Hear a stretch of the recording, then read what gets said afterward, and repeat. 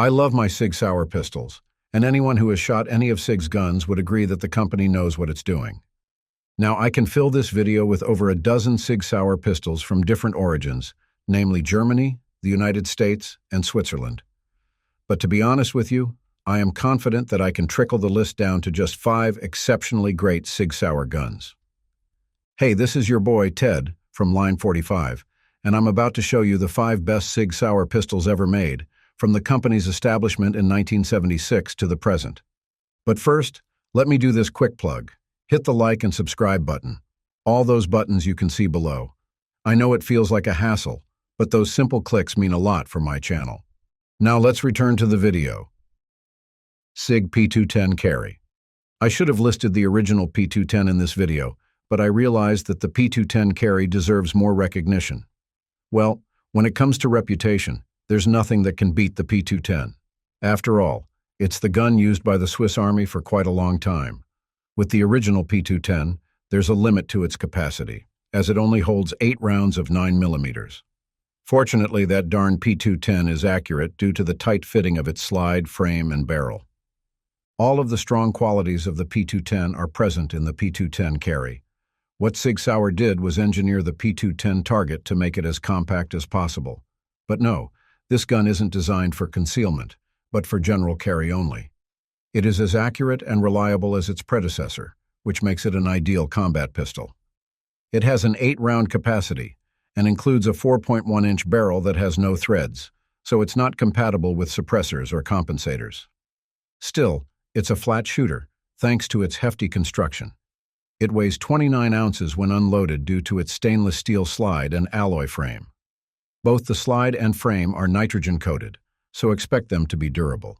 Keep in mind that the P210 doesn't have the usual features of modern guns, like a railing for accessories or a slide cut for optics. But then again, I can't stop using this pistol because it's as precise as advertised. The iron Siglite night sights are just enough for acquiring clear target pictures, while the single-action curved trigger is smooth, crisp, and resets fast.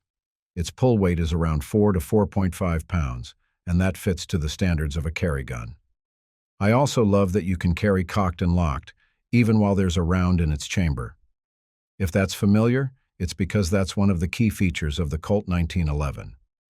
Plus, the P210 Carry has prominent and positive controls, so they aren't prone to being disengaged accidentally.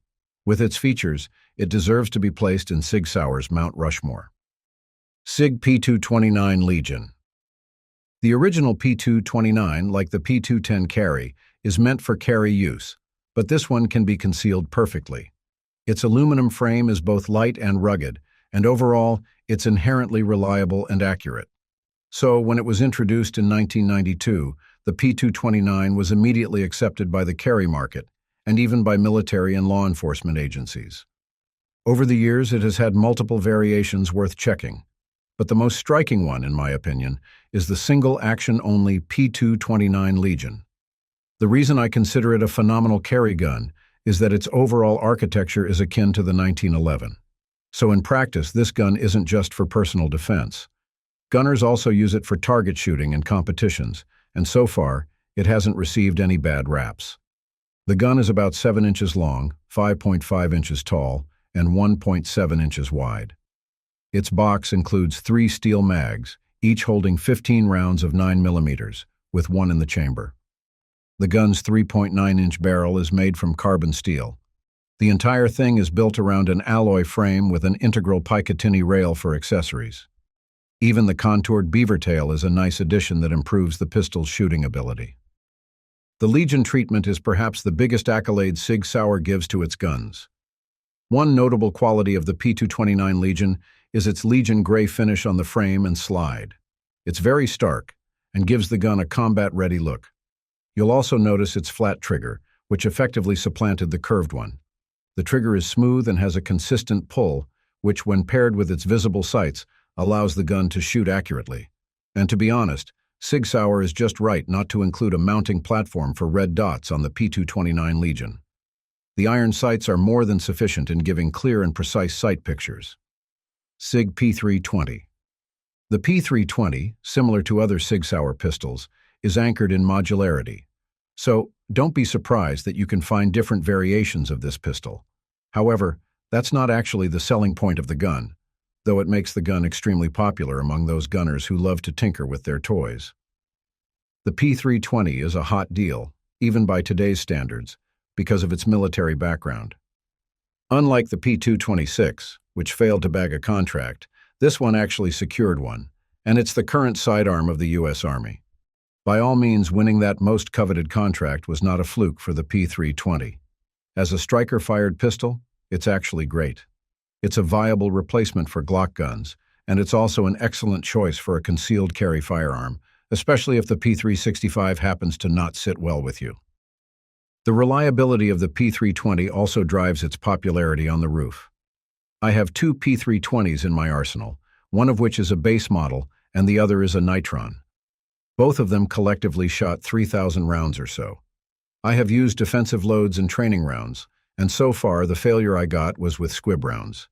It's also accurate enough for competition use, but keep in mind that it won't be able to keep up with other more expensive counterparts. For daily use, I say that this is more than sufficient. It's battle-ready, with all the safeties, including a trigger bar and a firing pin, being in place. Speaking of which, the P320 has a one-piece trigger design instead of a two-piece system, commonly used in Smith & Wesson and Glock pistols. Without explaining all the differences, a one-piece trigger is much smoother and more consistent than a two-piece trigger, and having this trigger in the P320 makes it a better carry choice over other production handguns. Sig P365. The P365 has undoubtedly placed Sig Sauer in the hearts of modern gunners. It was not even made for competitions or duty use, but it became popular as an exceptionally good small pistol for concealed carry and personal protection.